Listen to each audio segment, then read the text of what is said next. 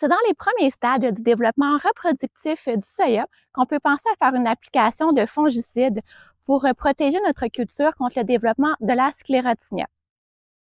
Une année comme cette année, où il y a une proportion qui est un peu plus importante des champs qui ont été semés tardivement, on voit plusieurs choses différentes aux champs.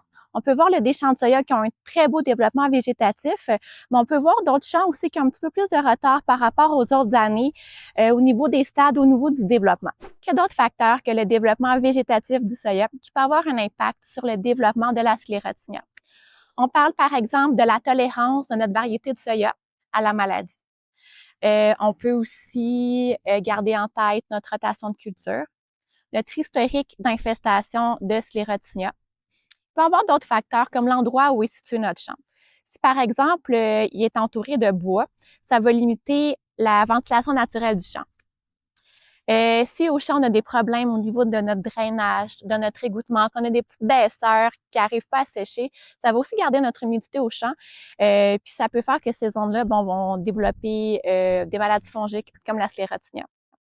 Si on a la chance d'être dans un très beau champ avec un beau potentiel de rendement, puis une très bonne fertilité, on augmente aussi là, nos risques de développer la maladie. Plusieurs fongicides sont homologués contre la sclérotinia.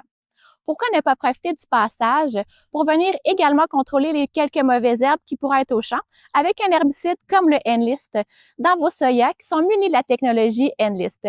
N'oubliez pas de vous référer à l'étiquette pour vérifier des informations comme l'homologation du produit sur la culture, la compatibilité des produits en mélange dans le réservoir, puis le stade d'application sur la culture.